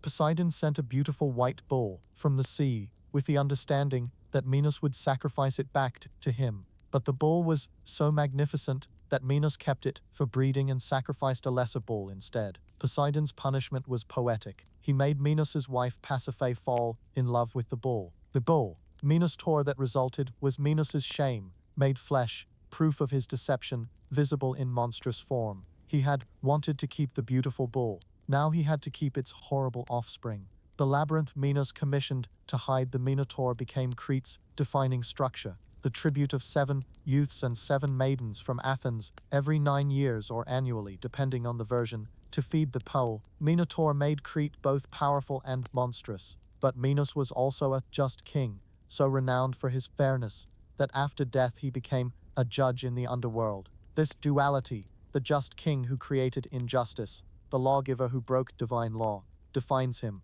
His death was ignoble. Pursuing Daedalus to Sicily, Minos was killed when Daedalus's host poured boiling water on him through pipes while he bathed. The great king died naked and screaming, killed by the man whose creations had both served and destroyed his kingdom. Minos shows how one dishonest act can cascade through generations. His deception about the bull led to Pasiphae's curse, the Minotaur's birth, the labyrinth's construction, the tribute from Athens, Theseus' arrival, Ariadne's betrayal, and ultimately the fall of Minoan power. One substituted bull created a mythology of monstrosity. As we approach the end of our journey through these ancient stories, let's speak of the fates themselves, Clotho, Lachesis, and Atropos, who spin, measure, and cut the thread of every life. The fates were older than Bin, the Olympians, daughters of Night or Aren, necessity depending on the version. Even Bin Zeus couldn't override their decisions. They sat in a cave, spinning destinies, unmoved by prayers or bribes, seeing all futures simultaneously. Clotho, the youngest, spun the thread of life from Hanaple from her distaff onto her spindle. Every twist created possibilities, every fiber added character. She worked constantly, pulling futures from nothing, creating the raw material of existence. Lachesis, the middle sister, measured the thread, determining how long each life would be. She was the apportioner, deciding not just length, but quality, how much joy, how much sorrow, how much glory, how much shame. Atropos, the eldest, cut the thread with her shears. She was inexorable, cutting exactly when ordained, never a moment early or late. No plea could stay her hand, no power could dull her shears. Together they created the ultimate democracy. Everyone got a due thread. Gods, mortals, heroes, peasants, all were subject to their work. The thread might be golden or rough, long or short, but everyone got one, and everyone's eventually was cut. The Greeks understood something profound here. Life is both determined and free. The length of your thread is set, but what you do with it while it unspools is yours. You can't change when Atropos will cut, but you can choose how to use the thread. Lachesis measured. Finally, let me tell you about the one figure who challenged the fates themselves. Zeus, who wanted to save his son Sarpedon during the Trojan War. Sarpedon was Zeus's son by a mortal woman, fighting on the Trojan side. When his fated time to die arrived, Zeus watched from Olympus, knowing what would happen. He considered intervening, saving his beloved son from the destiny that fates had ordained. Hera stopped him with a simple argument. If Zeus saved Sarpedon, every god would want to save their favorites. The entire structure of fate would collapse. Mortality would become meaningless if gods could override death for those they loved. Zeus, the most powerful being in the Greek pantheon, submitted to the fates. He let Sarpedon die, though. He honored him by having sleep and death carry his body home for proper burial, and by raining blood from the sky in grief. This moment defines the Greek understanding of cosmos. Even gods must accept fate. Power has limits. Love cannot conquer death. The rules that govern existence apply to everyone, even those who seem to make the rules. And perhaps that's the deepest comfort and terror of Greek mythology. We're all in this together, gods and mortals alike, spinning on threads we didn't choose, measured by hands we can't see, waiting for the shears we can't escape.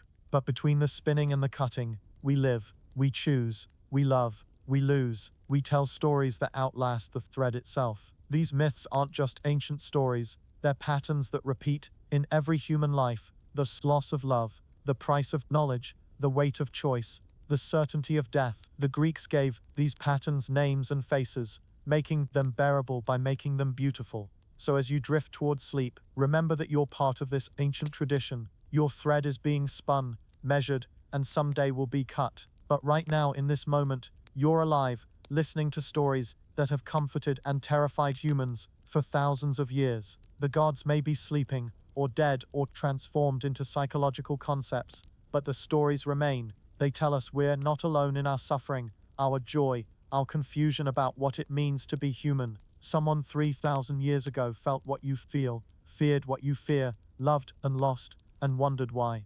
And they told a story about it that was so true, so fundamentally human, that we're still telling it tonight, still finding comfort in the idea that even gods struggle, even heroes fail, even monsters were once something else before pain transformed them. Sweet dreams, inheritors of these ancient stories. May your thread be long and beautiful, your choices brave, even when doomed, your transformations gentle when they come.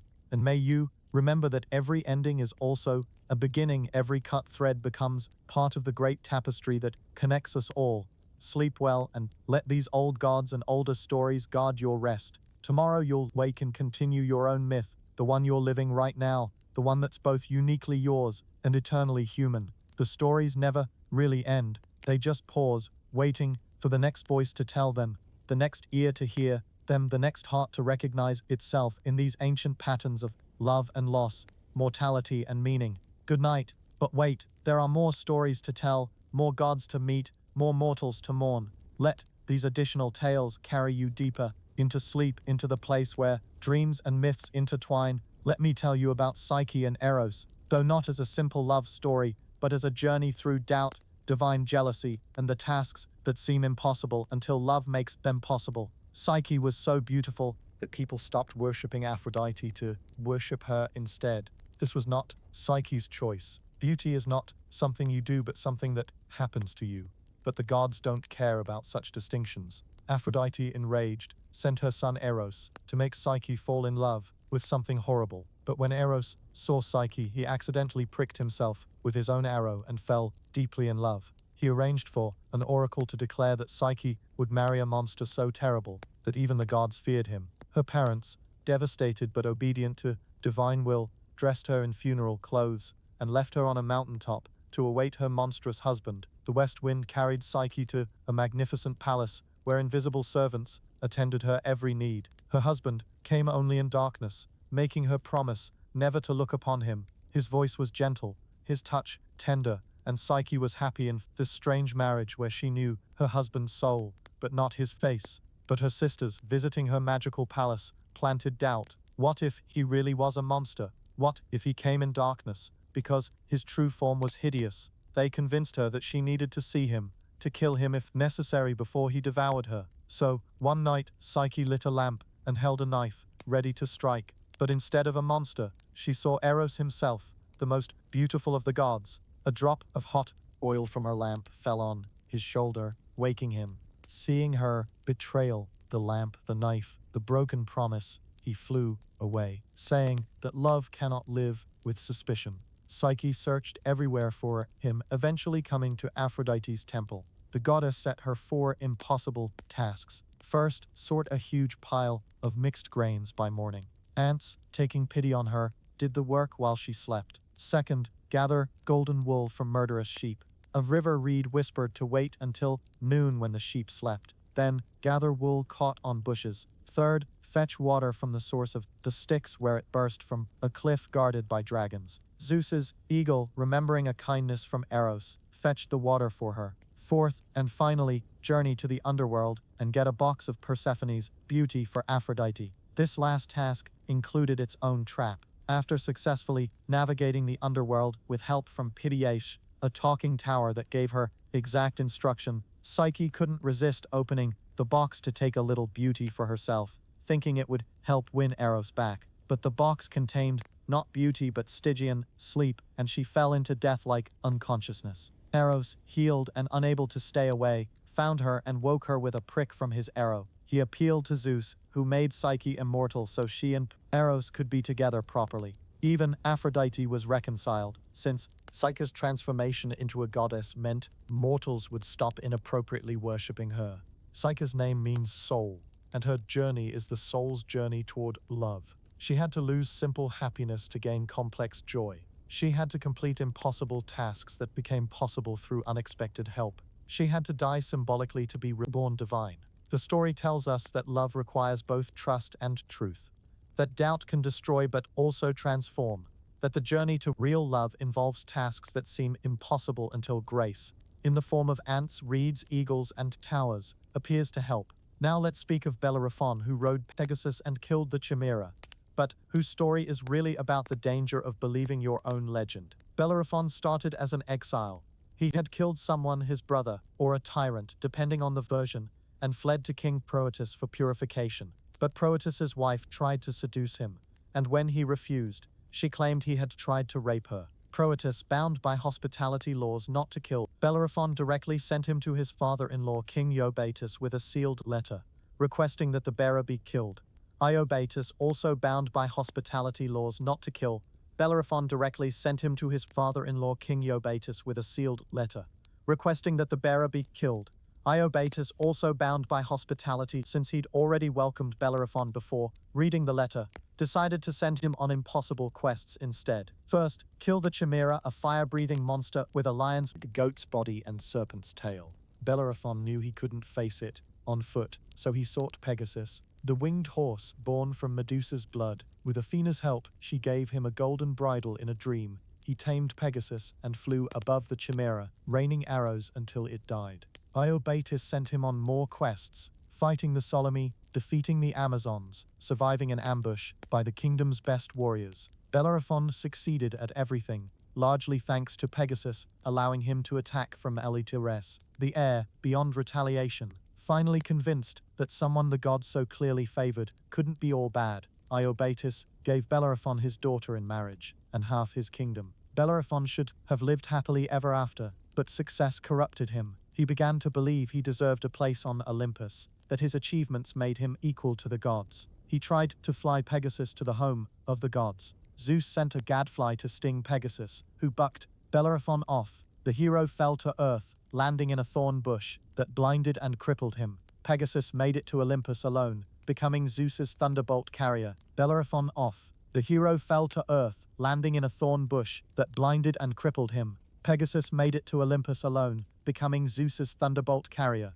Bellerophon spent his remaining years as a blind, lame beggar, wandering the earth, avoiding human contact, a living warning about mortal ambition. The pattern is so Greek: early success, divine favor, heroic achievement spent, then hubris leading to a fall, quite literal. In this case, Bellerophon confused being chosen by the gods with being equal to them. He forgot that Pegasus was never really his, that his victories came from divine assistance, that being a hero didn't make him divine.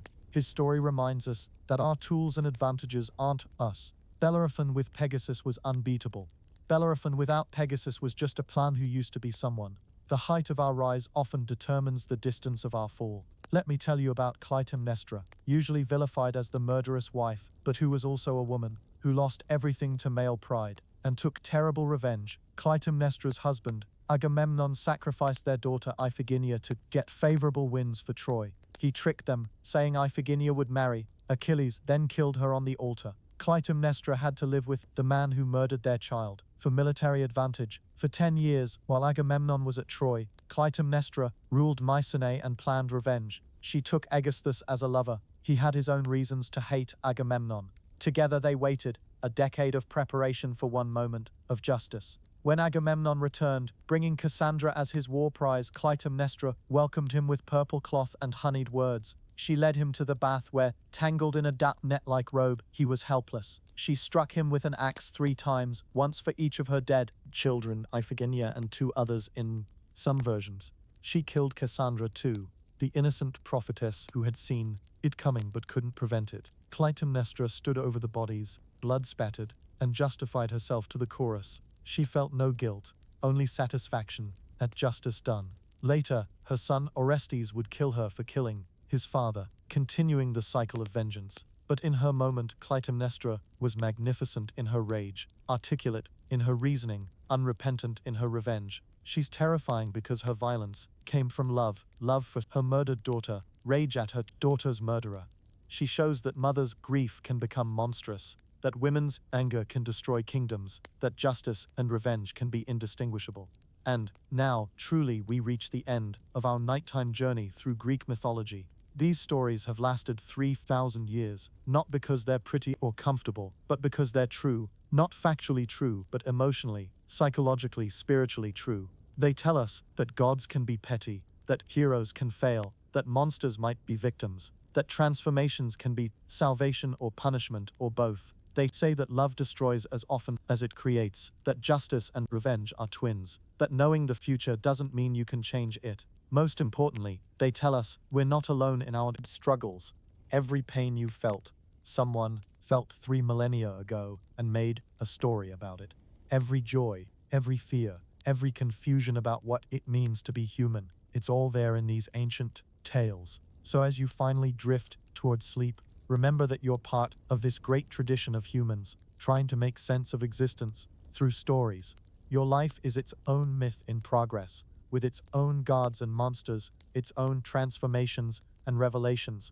May your dreams be filled with gentler gods than Greece knew. May your transformations be voluntary, and may you wake tomorrow ready to continue your own story, informed by these ancient tales, but not bound by them. The old gods are sleeping now, turned to stories, transformed like everything they touched, but in the telling and retelling, in your listening and remembering, they achieve the immortality they always sought, not on Olympus, but in the eternal human conversation about what it means to live, to love, to lose, and to continue anyway. Good night, dreamer. Good night, listener. Good night, inheritor of all these stories and creator of your own. The myths continue in you. Sleep well. But before you do, let me share a few more gentle tales, the quieter myths that often get overlooked but carry their own profound truths. Let me tell you about the Pleiades, the 7 sisters who became stars, not through heroic deeds but through exhaustion from being perpetually pursued. The Pleiades were daughters of Atlas and Pleione, Maia, Electra, Taygete, Alcyone, Celaeno, Sterope, and Merope. They were beautiful, and in Greek mythology, beauty is rarely a blessing. Orion the hunter saw them and pursued them relentlessly. For years they fled across the earth, never able to rest, never able to stop running. Zeus finally took pity and transformed them into stars, placing them in the sky where they still flee from Orion. He rises and sets in eternal pursuit, never catching them, they never escaping.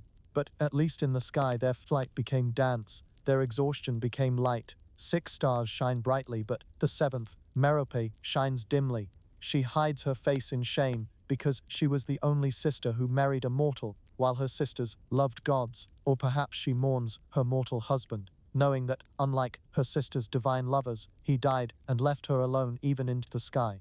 The Pleiades remind us that sometimes escape comes only through transformation, that sometimes the only way to stop running is to become something that can't be caught. They're still fleeing, but now their flight creates beauty, their grouping provides navigation, their light guides travelers through darkness.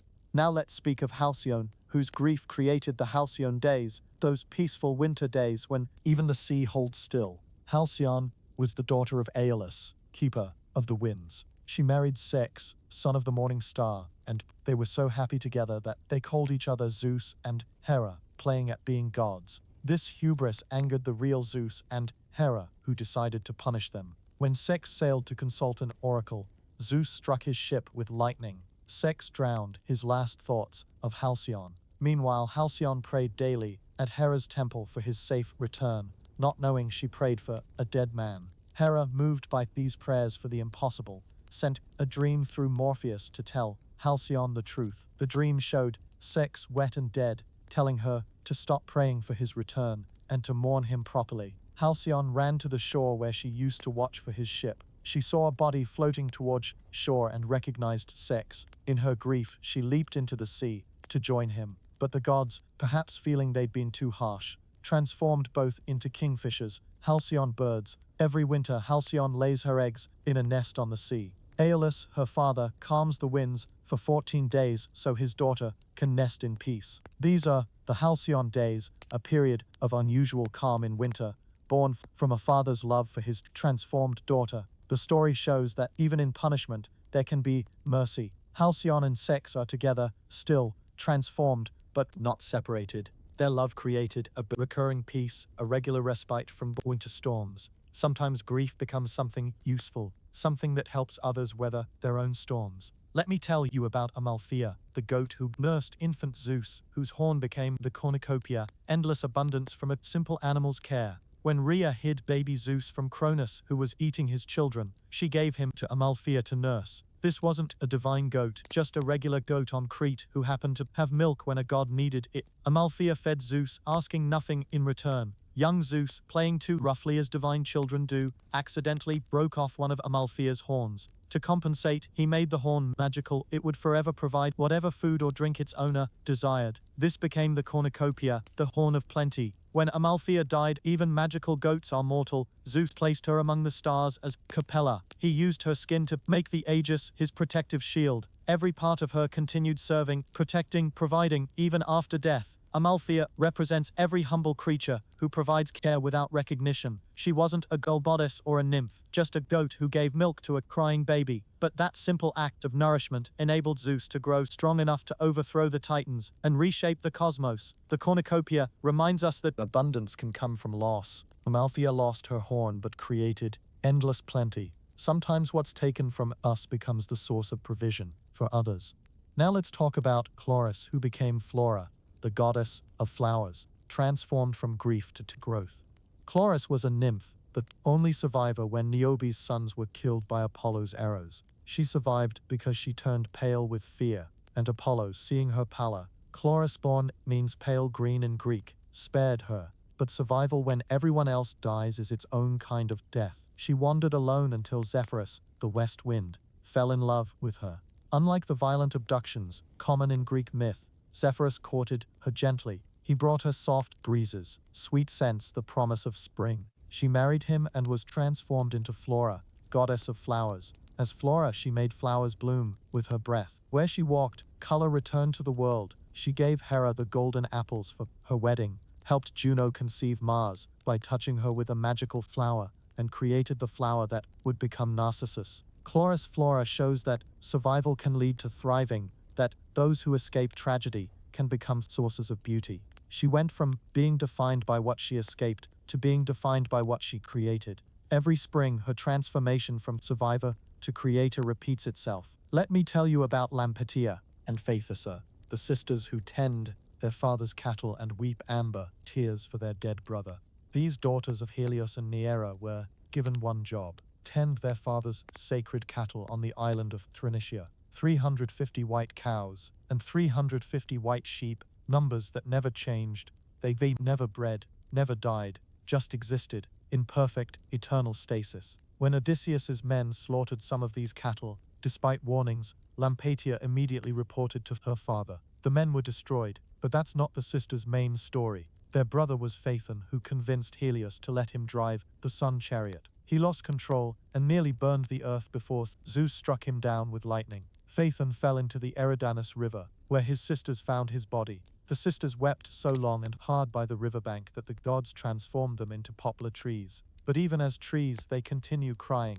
Their tears, hardening as they fall, become amber, golden drops of crystallized grief that wash up on shores, beautiful remnants of sisterly sorrow. Lampatia and Phaethusa show that some grief transforms into beauty over time. Amber, precious and golden, containing ancient life, comes from their tears. Their mourning became something that lasts, something that catches light, something that preserves moments in golden clarity. Now let's speak of Leucotho and Clytie, a buoyant tale of love, jealousy and transformation into the plants we still see today. Helios loved Leucotho, daughter of the Persian king Orchamus. He would visit her disguised as her mother to get past her guards. But Clytie, a nymph who loved Helios, grew jealous and told Orchamus about his daughter's divine lover. Orchamus, enraged at his daughter's lost virginity, buried Leucotho alive in the sand. Helios arrived too late to save her. He tried to revive her with his rays, but she was too far gone. Instead, he transformed her into the frankincense tree, whose resin rises to the heavens like prayer, reaching toward the sun she loved. Clytie thought removing her rival would make Helios love her, but he turned from her in disgust. She sat naked on the ground, following the sun's movement across the sky, eating nothing, drinking only dew and her own tears.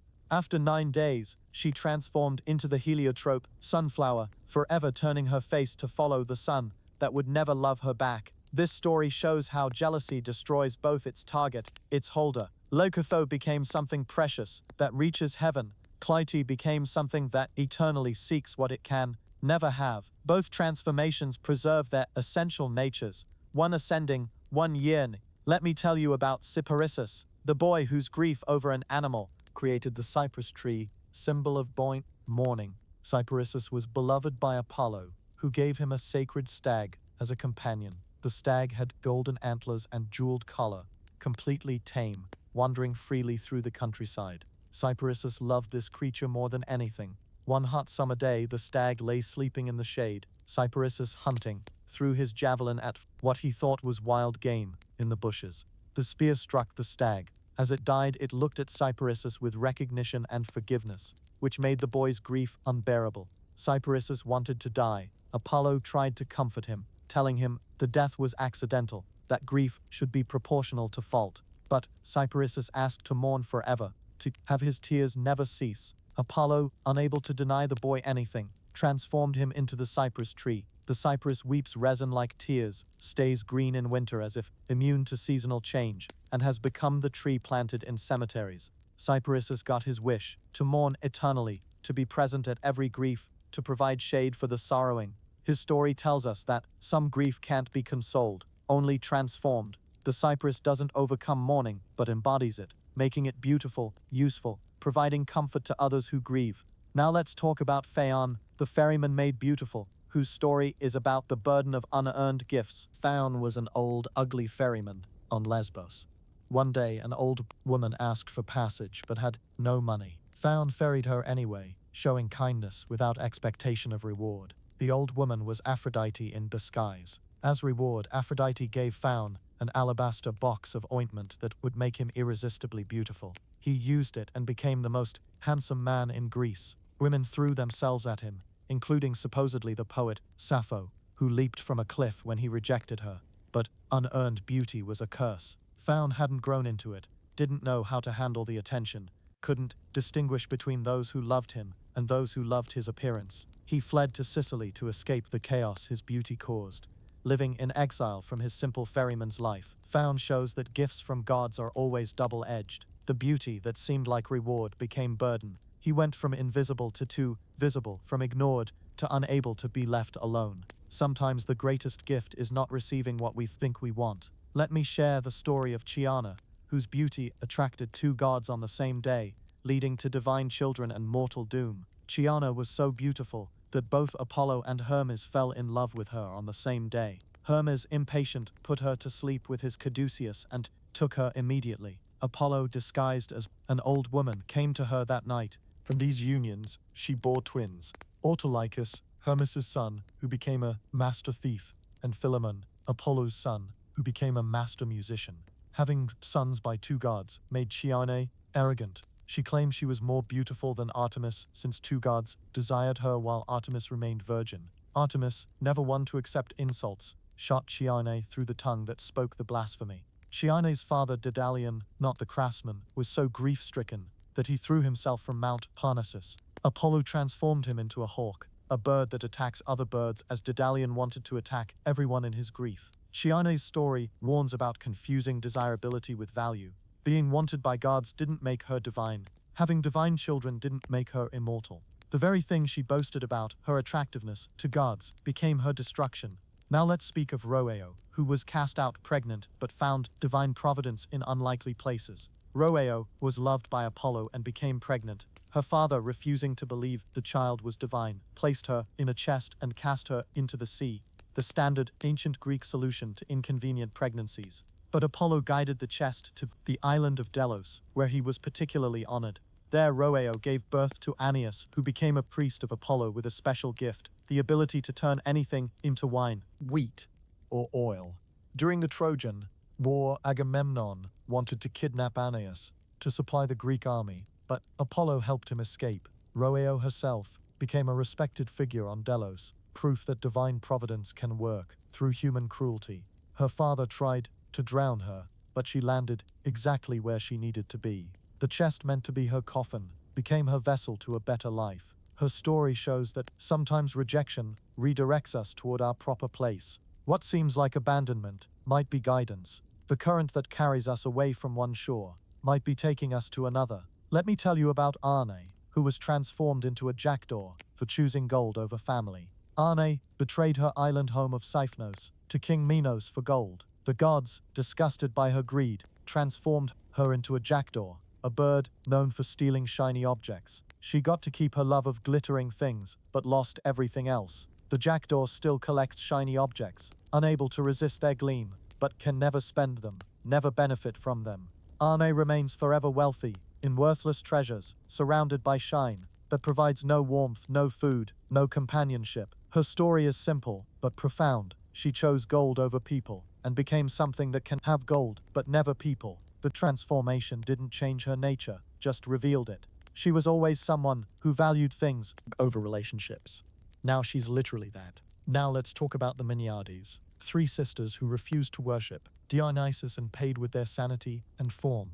Leucippe, Arcippe, and Alcatho were daughters of King Minyas. When Dionysus came to Thebes and all the women went to the mountains to worship him, these three sisters stayed home, weaving and declaring that work was better than wine-mad worship. Dionysus gave them chances to join. He appeared as a girl, warning them. They refused. He became a bull, a lion, a leopard. They kept weaving. Finally, he drove them mad. Their looms sprouted vines. Wine dripped from the ceiling. Phantom beasts filled their halls. In their madness, they decided to sacrifice to Dionysus. They drew lots, and Leucippe's son, Hippasus, lost. The three sisters tore him apart in their frenzy, then ran to the mountains to join the celebrations they had mocked. But even Dionysus's followers rejected them after what they'd done. As they fled, they transformed into bats, creatures that hide from light, work at night, and live in the spaces between wild and civilized, neither fully animal nor comprehensible to humans.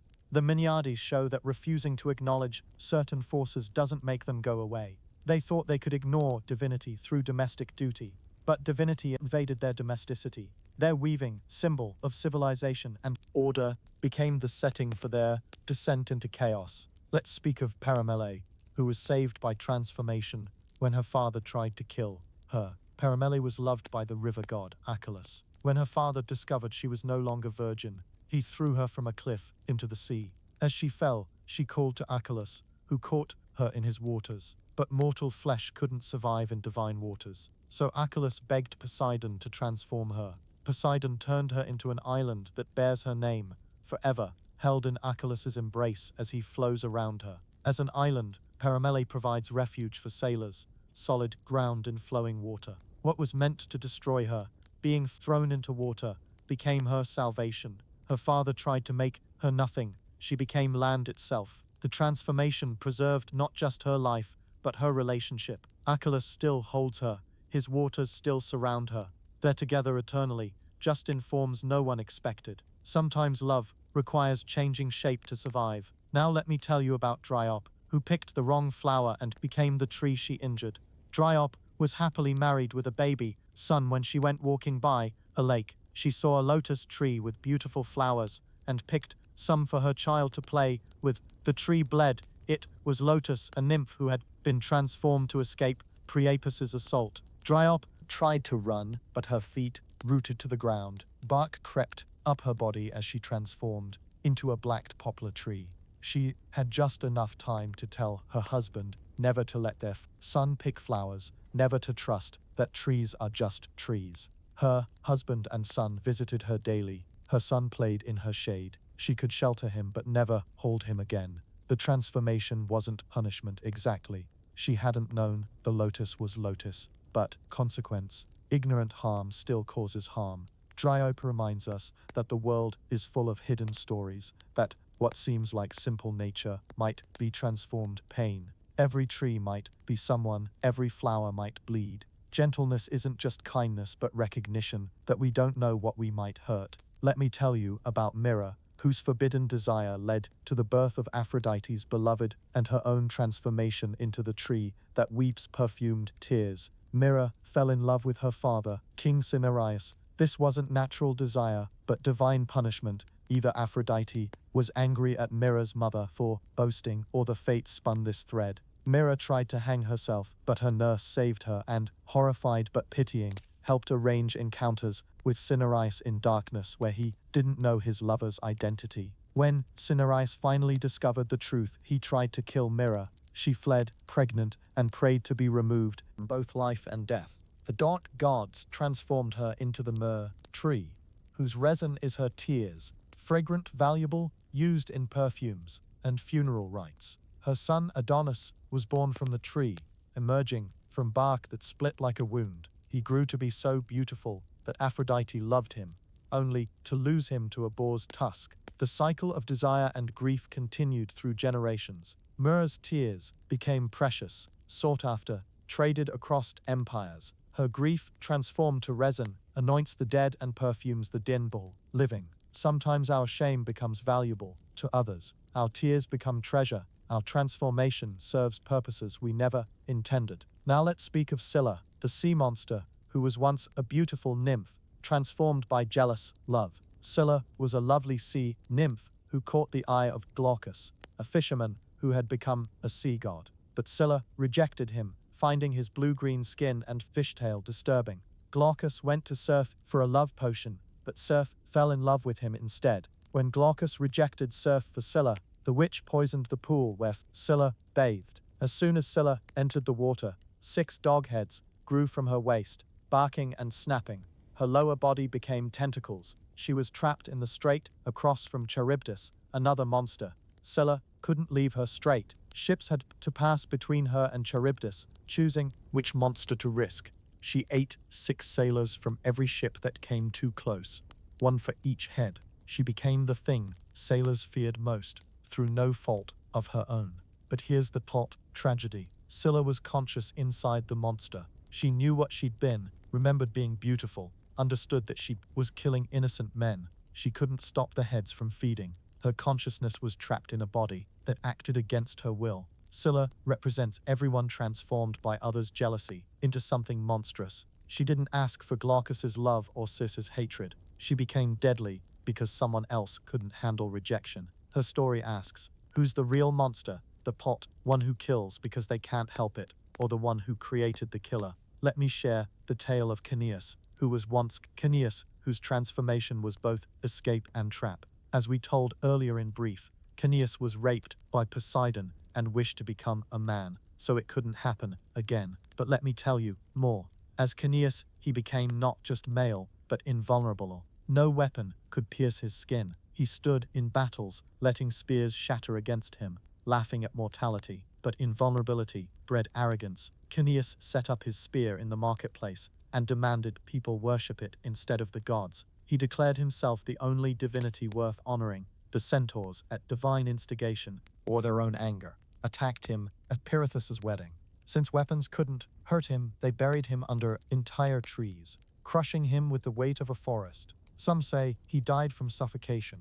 Others say he transformed into a golden bird and flew away. Still others say he returned to female form in death. Caeneus chose transformation to escape vulnerability, but became vulnerable to the very invulnerability they sought. The protection became prison. The strength became weakness. The escape from one fate led to another, possibly worse. Now let's end with Iris, the rainbow messenger, who connects earth to sky, bringing divine messages to mortals with gentle wings. Iris is often forgotten, overshadowed by Hermes. But she's the rainbow, the sign of storm's end, the bridge between realms, the promise that rain will cease. She has golden wings and robes of every color, leaving traces of light wherever she flies. Unlike Hermes, who delights in tricks, Iris delivers messages honestly. She doesn't interpret or elaborate, just carries words from one realm to another. She brought Zeus's commands, Hera's wishes, and sometimes most importantly, she brought comfort. When Halcyon needed to know about her husband's death, Iris guided Morpheus. When the gods needed to reach mortals gently, they sent Iris. Her appearance meant the gods were paying attention, that the divine heard human prayers, even if the answer wasn't what was hoped. She feeds on dew and sleeps in caves behind waterfalls, living between elements. She's never the center of stories, but appears at crucial moments, delivering the words that change everything. Without Iris, gods and mortals would be more separate than they already are. Iris reminds us that messages matter, that communication between different realms, whether divine and mortal or just between different human experiences, requires a messenger who can speak both languages, who can travel between worlds without belonging fully to either. And now truly, finally, we close our book of Greek myths for tonight. These stories of transformation and tragedy, love and loss, mortality and meaning have whispered across 3,000 years to reach your ears tonight. They tell us that change is constant, that bodies are temporary, that love transforms, that grief endures, that gods are dangerous, and that mortals are resilient. They say that every ending is a transformation, every transformation is a kind of death and birth simultaneously. As sleep finally takes you, remember that you carry all these stories now. They're part of you, these ancient patterns of human experience. You might dream of wings or waves, of gods or monsters, of transformations, gentle or terrible. But when you wake, you'll still be you, changed slightly by the stories, carrying their wisdom and warnings, but fundamentally, yourself. That's the final message of Greek mythology. No matter how much the gods interfere, no matter what transformations occur, something essential persists. The spark that makes you, you, call it soul, call it consciousness, call it the irreducible self that survives everything, even if the form changes. The Greeks knew this. They told stories of bodies becoming trees, streams, stars, flowers, birds, but in every story something of the original person remains. So sleep now, carrying these stories into your dreams. Let them whisper their ancient wisdom while you rest. Tomorrow you'll wake in your own body, in your own time, but you'll know something you didn't know before, that you're part of an endless story, a continuation of the human narrative while you rest. Tomorrow you'll wake in your own body, in your own time, but you'll know something you didn't know before, that you're part of an endless story, a continuation of the human narrative, began before writing and will continue after forgetting. The gods sleep too, or perhaps they've become the stories themselves, living not on Olympus, but in the telling and retelling, in your memory and mine, in the eternal human conversation about what it means to be temporary beings, seeking permanent meaning. Good night, keeper of stories. Good night, dreamer of myths. Good night, youth, who are both teller and tale, both mortal and, through these stories, touched by immortality. The myths end here for tonight, but they never really end. They pause, waiting for the daunt next voice to speak them, the daunt next ear to hear them, the daunt next heart to recognize itself in these ancient mirrors. Sleep well, and may your dreams be filled with transformations that free rather than trap, with gods who bless rather than curse, with stories that comfort rather than terrify.